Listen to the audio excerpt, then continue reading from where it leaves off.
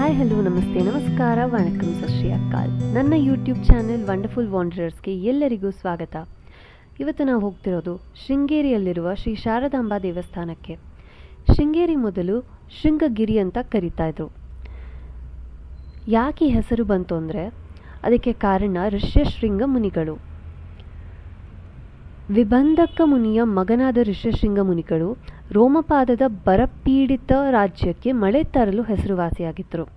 ಶ್ರೀರಾಮನ ಜನ್ಮಕ್ಕೆ ಕಾರಣವಾದ ಪುತ್ರಕಾಮೇಷ್ಟಿ ಯಜ್ಞಕ್ಕೆ ಇವರನ್ನು ರಾಜ ದಶರಥರು ಆಹ್ವಾನಿಸಿದ್ದರು.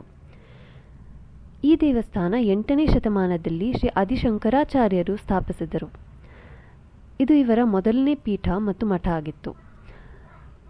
ಆದಿಶಂಕರಾಚಾರ್ಯರ 4 ಮಠಗಳಿವೆ. ಮೊದಲನೇದು ಪಶ್ಚಿಮದಲ್ಲಿರುವ ದ್ವಾರಕೆ, ಎರಡನೇದು ಪೂರ್ವದಲ್ಲಿರುವ ಪುರಿ, ಮೂರನೆಯದು ಉತ್ತರದಲ್ಲಿರುವ ಜ್ಯೋತಿರ್ಮಠ, ಇನ್ನೊಂದು ನಮ್ಮ ಕರ್ನಾಟಕದಲ್ಲಿರುವ ಶೃಂಗೇರಿ ಶಾರದಾಂಬಾ ಪೀಠ. ಶಂಕರಾಚಾರ್ಯರು ಭಾರತದಲ್ಲಿ ಪ್ರಯಾಣ ಮಾಡ್ತಿದ್ದಾಗ ಶೃಂಗೇರಿಯ ತುಂಗಾ ನದಿಯ ದಡದಲ್ಲಿ ಬಿಸಿಲಿನಿಂದ ಗರ್ಭಿಣಿ ಕಪ್ಪೆಯನ್ನು ರಕ್ಷಿಸಲು ತನ್ನ ಹೆಡೆಯನ್ನು ಒಂದು ಹಾವು ಎತ್ತಿ ನಿಂತಿತ್ತು.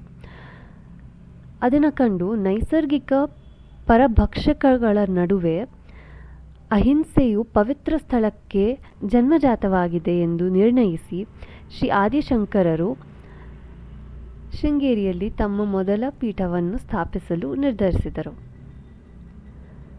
ಅವರು ಈ ಸ್ಥಳದಲ್ಲಿ ತಪಸ್ಸನ್ನು ಮಾಡಿ ಸರಸ್ವತಿ ದೇವಿ ಪ್ರತ್ಯಕ್ಷ ಆಗಿದ್ದರು. ಇದರಿಂದ ಸರಸ್ವತಿ ದೇವಿಗೆ ಉದಯ ಭಾರತಿ ಅನ್ನೋ ಹೆಸರು ಬಂತು.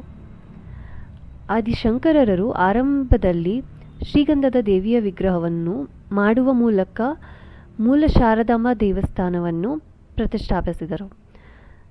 ಈ ದೇವಸ್ಥಾನವನ್ನು ವಿಜಯನಗರ ಆಳ್ವಿಕೆಯಲ್ಲಿ ಅಂದರೆ 14ರಿಂದ 16ನೇ ಶತಮಾನದಲ್ಲಿ ಮತ್ತು 1916ನೇ ಶತಮಾನದಲ್ಲಿ ರಿನೋವೇಟ್ ಮಾಡಲಾಗಿತ್ತು.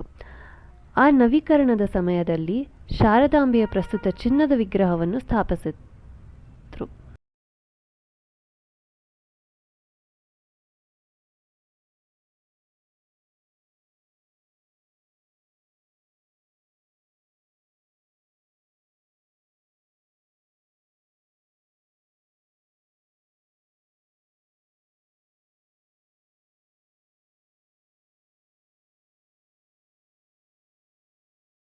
ಇಷ್ಟು ಶೃಂಗೇರಿಯ ಬಗ್ಗೆ ನನಗೆ ಗೊತ್ತಿರೋ ಇನ್ಫಾರ್ಮೇಷನ್ ಅಥವಾ ನಾನು ಕಲೆಕ್ಟ್ ಮಾಡಿದ ಇನ್ಫಾರ್ಮೇಷನ್.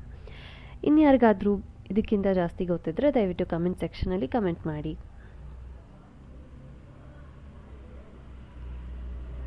ಮತ್ತು ನನ್ನ ವ್ಲಾಗ್ಸ್ ನೋಡಿದ್ದಕ್ಕೆ ತುಂಬ ಧನ್ಯವಾದಗಳು. Please watch my vlogs, like, share and subscribe. ಹಾಗೆ ಇದಕ್ಕಿಂತ ಇಂಟ್ರೆಸ್ಟಿಂಗ್ ವ್ಲಾಗ್ಸ್ ಬರ್ತಾ ಇದೆ ಇನ್ನು ಮುಂದೆ. So stay tuned to my channel. Bye bye.